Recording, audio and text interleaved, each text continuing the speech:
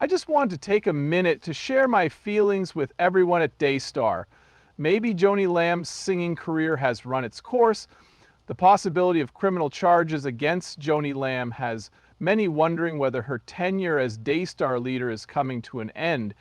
How did one of the most prominent figures in Christian media become embroiled in a scandal?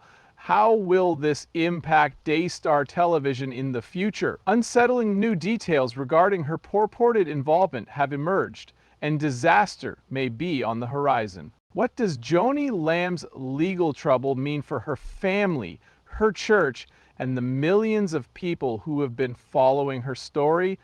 We'll fill you in on the shocking details. The sentencing of Joni Lamb may be the final farewell she ever receives. My son, Jonathan Lamb, was let go from his job not long ago by Daystar. A lot of consideration went into making that decision. It was the result of a comprehensive plan to boost Jonathan's performance that he had failed to implement after a 15-month evaluation of his work.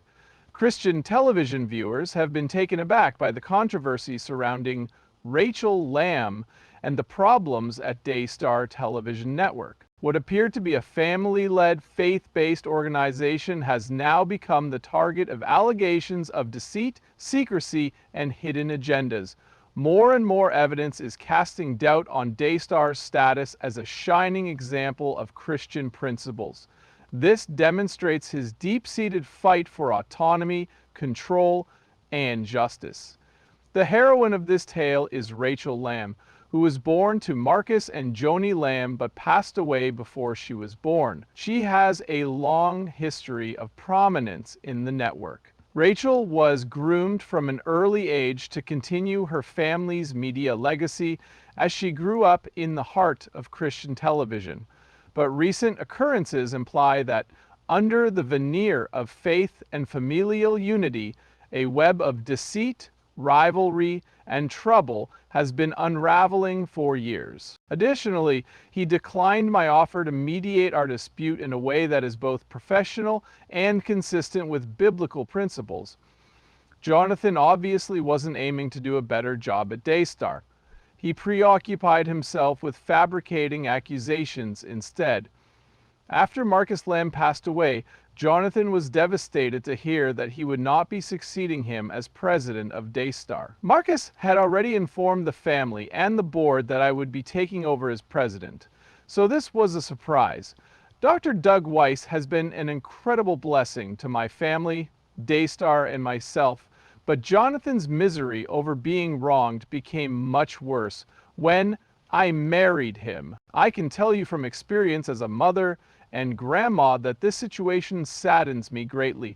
This saddens me greatly because I cherish my family, my children and grandchildren, and the many years of shared work that we have accomplished. I was hoping that we could have resolved our differences in private. An anonymous source's letter detailing concerning allegations regarding Daystar's working conditions was the initial spark that ignited the entire scandal. The message depicted a toxic workplace where drug abuse, lying, and intimidating others were not only accepted practices, but expected behaviors. Everyone was pointing the finger at Rachel as part of the broken system and accusing her of abusing her position to control narratives, silence dissent, and shield individuals from responsibility. The Lamb family and their friends are deeply divided over Pete's involvement in a disturbing incident. Some of the most startling new details about this scandal have emerged recently. Claims of serious misconduct prompted an internal investigation that included forensic scientists and solicitors. However, the lack of a unified procedure, coupled with conflicting accounts, has piqued public interest in the extent to which certain Lamb family members would stoop to safeguard their personal interests. But now I have to say something because of Jonathan. My son Jonathan and his wife are attacking the gospel message that we have spent our whole lives sharing, and it breaks my heart. Please know that the accusations leveled against my late husband and me are completely unfounded. We will handle the charges in a manner that is pleasing to God, and we have already retained solicitors to assist us. Because God is with us and his plan for Daystar is greater than any difficulty we are currently experiencing. Our faith is strong. I know that we are not fighting actual people, no matter how much this assault hurts and how wrong it is.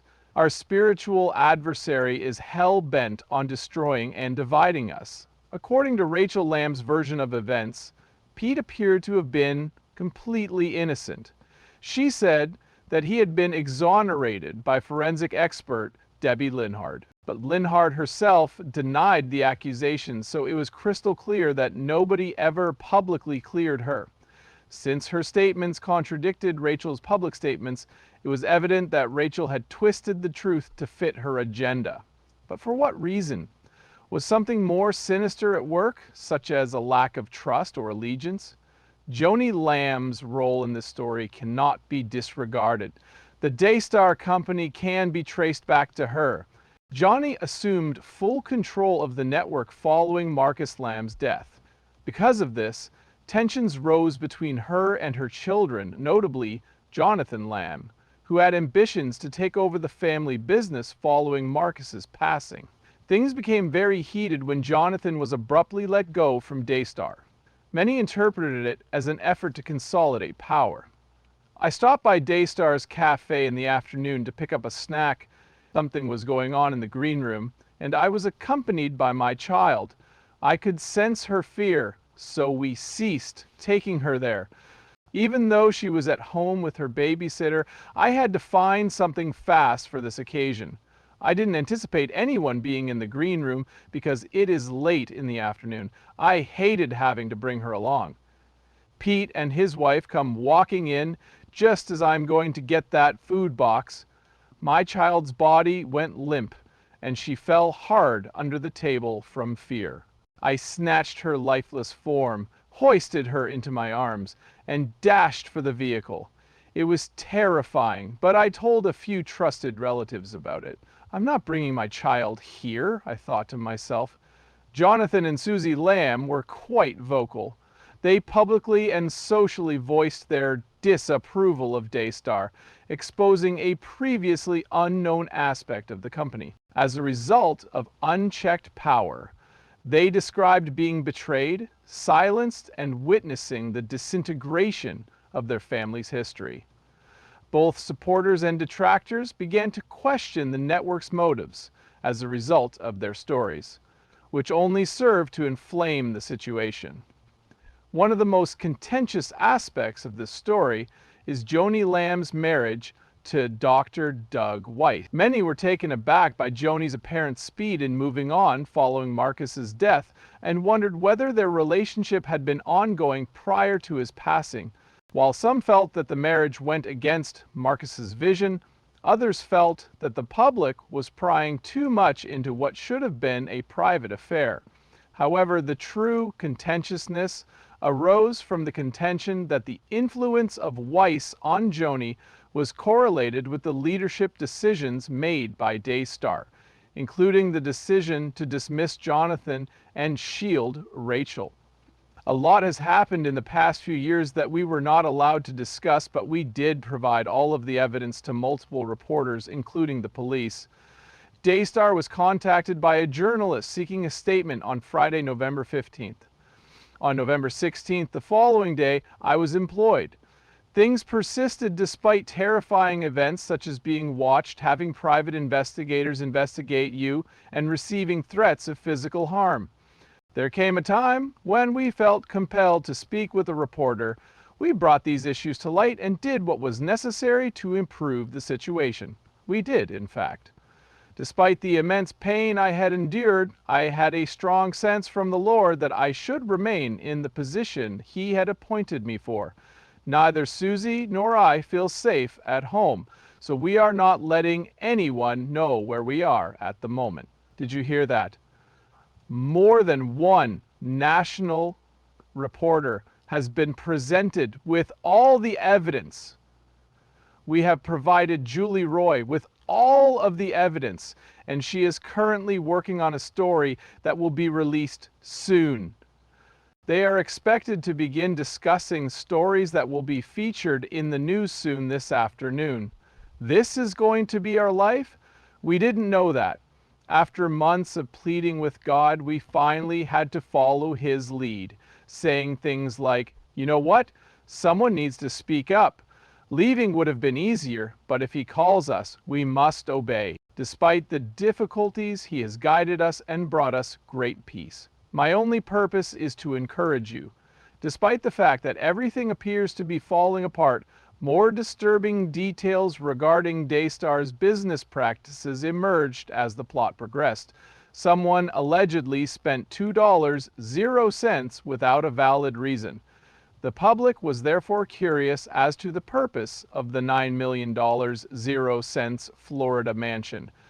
An argument was advanced that Daystar should be forthright about its financial situation since it was a Christian service that accepted donations from viewers. It seemed like the network administrators were more worried with finding solutions to problems than taking responsibility for their actions. Due to these revelations, the Daystar Group is currently fragmented. Longtime supporters of the network have struggled to reconcile their faith with the disturbing accusations leveled against its executives. Some believe the church's credibility has taken a permanent hit, while those who stand with Joni and Rachel claim they are the targets of unfair persecution. The debate marks a watershed moment in people's perceptions of Rachel Lamb. Her once promising career in Christian broadcasting is now in jeopardy due to serious accusations that could derail her entire career. Whether she acknowledges, skirts, or outright rejects this crisis will determine her future at Daystar and within the Christian community at large. God can always see the broader view. If we remain faithful and speak the truth, He will lead us. For sure, He will. We continue to ask for your prayers, though, because this journey has not been easy. I appreciate it in advance. All right, I appreciate it.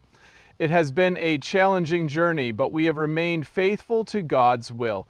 Take a look at all the evidence that is coming out. We have learned a lot and gone through a lot in the last few years, but God told us to have this proof for a reason. That's why it's crucial that you consider the evidence rather than relying on intuition or hearsay. It has been a difficult journey, but God will reveal all things at the proper time. Now that everyone has had ample opportunity to reconsider, the truth about what transpired can finally be revealed. According to Ephesians 5:11, do not take part in the worthless works of evil and darkness. Instead, make them known. According to Matthew 10:26, for the time is coming when everything that is hidden will be shown, and everything that is hidden will be known to. When these articles are released in the next week or two, we can expect to see exactly that. As a result of repentance, I hope that those who have been silenced will have an opportunity to speak out and be vindicated, and that God will honor and glorify Himself in the process. And last but not least, our favorite Bible verse, Revelations 12. Because they spoke out, Jonathan and Susie are now embroiled in a quarrel with their own family. Their struggle for truth and justice comes at a high price, regardless of the merit of their cause. The rift within the Lamb family is widening with every new revelation, and it shows no signs of going away. The story of Daystar has turned from one of faith and family unity to one of accusations, deceit, and treachery. Once all is said and done, one question remains. Will this Christian television empire be able to handle its own problems, or is this the beginning of its downfall? Who knows what the future holds, but one thing is certain. Everyone is watching, and the truth will eventually come out. In 2020, things went wrong at MH, the school where my granddaughter attended. My friend Susie gave me a call and asked, "Would you accompany me to the school?" "Absolutely," I said. To inform them of this, we accompanied each other to the school.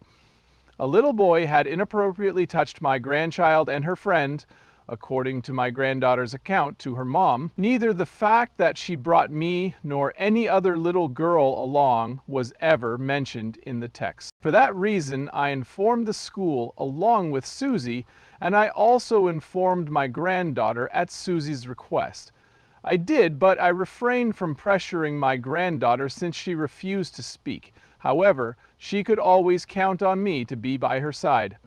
That incident was reported to the authorities in 2020. Even though the situation surrounding Rachel Lamb, Daystar Television Network, and the Lamb family has subsided, the ripple effects of these news reports are yet to be fully erased.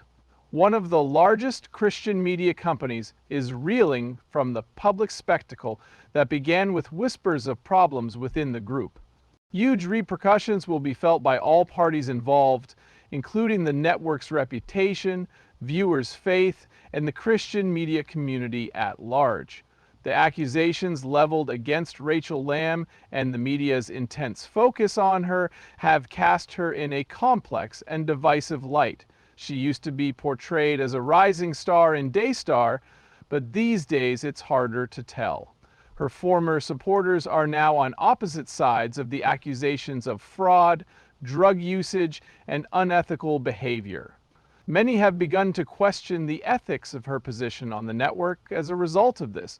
Opponents of her view her as emblematic of a more systemic issue in Daystar, unbridled power and poor leadership, while her supporters argue that she is merely a victim of jealousy and family politics. Whether Rachel publicly admits the accusations, takes them to court, or remains out of the spotlight entirely will determine how she deals with them. Because of all the positive feedback we've received from our TV appearances, I didn't want to be cruel and ignore some of the questions our fans have been asking. Here are the top 4 questions that people have asked us recently. Why did we not contact law enforcement? The delay in communication is puzzling. Second, I should have grabbed this man. Finally, rather than climbing up alone, Susie shouted for me to do it.